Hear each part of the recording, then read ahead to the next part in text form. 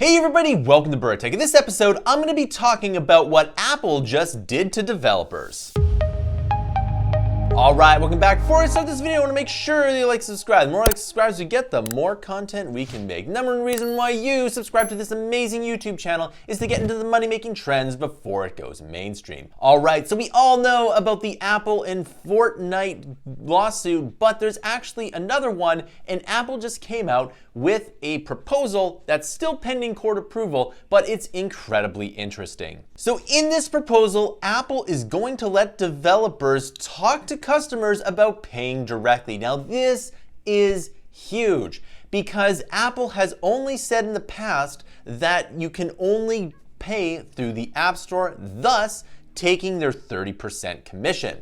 Well, this is interesting because now you can talk to customers about paying directly. And the biggest thing about this is that now you don't have to pay Apple's 30% tax. Now, of course, they might do a thing whereas if you actually do pay the Apple 30%, it's going to rank you higher in the search rankings in Apple, which would absolutely be a fair move. But at the same time, if you just want to have an app on the App Store with all of Apple's amazing technology, but you want to take your payments because you have your own payment platform, then you can do that now. And this is really interesting because now you can have VC funding for an app. Now what this also means is that you can get VC funding for your web app, and now you can use Apple's amazing technology and make your own app for that web app. And what that means is that VC funding will probably fund more iOS development. I think this is a really good development. Now, of course, it hasn't gone through yet, but I really do want this to go through because if you have your own business and your own sales stream, but you want to have a really good app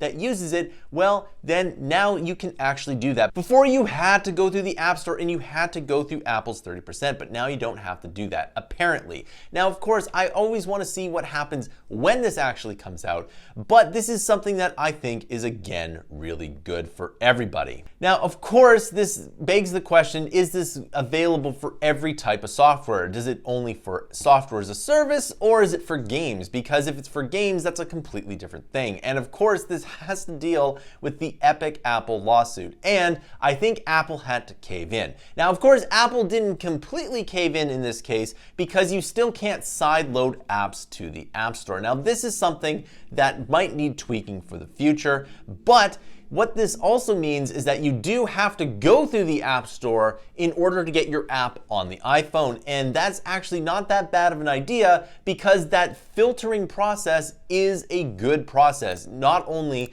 will there be less malware, there'll be less chicanery on the App Store altogether, but businesses were pushing back pretty hard against the Apple tax, which in some cases was warranted and other cases was not. Now, of course, Apple is one of the most valuable companies on the planet and it has shareholders, so it had to fight this tooth and nail, but they probably got a lot of people, and I mean a lot of people at Apple HQ to figure out what would be the best course of action, not only from a business point of view, but from a legal point of view, which they're kind of meshed together. Anyway, they probably figured out that it will make the user experience better because if I can go to Netflix and sign up directly on Netflix and just use the app, people are still viewing Netflix on my iPhone, and this is something that's really good. Now remember, there are lawsuits against Google and their Play Store as well, so perhaps Apple is even getting ahead of the game here. We'll let you do this, just come please use our technology. The other thing that you have to understand is that making an app for the iPhone requires Apple developers, and those Apple developers will now work at these companies to make their own iPhone better. Now the other thing you have to understand is that there are iOS developers and these developers have to make an iPhone specific app. And the more demand that there is, the better the user experience will be because if you don't have people to build what you're building, well, you can't really build anything.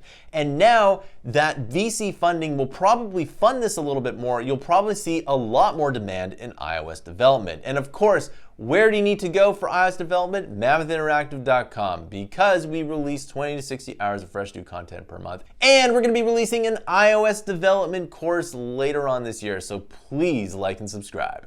So this isn't finalized, but again, I'm quite surprised that they did this, and I think it was inevitable that Apple would get taken down a peg in terms of its App Store rules. Now, what those rules were was anybody's guess, and I didn't quite guess this. I don't think a lot of people guessed this otherwise. The other thing that Apple's doing is it's making a fund for smaller developers in the United States only, and if you're out of the United States, well, I guess you're SOL. So again, it's trying to attract developers because guess what? If you don't have the people to build the things that you want to build, well, then you can't build them. Think about it. If you want to build some buildings in your city and there's no construction workers, well, guess what? Those buildings are just not going to get built. So just like if you want to paint your room and there's no painters or there's no paint, well, then you can't really paint your room. And this has actually happened in some areas because there is, believe it or not, a little bit of a paint shortage and there's a bit of a labor shortage as well. So if you can think that there is a labor shortage not only in the retail sector, you think there would be a labor shortage in the tech sector as well, because it's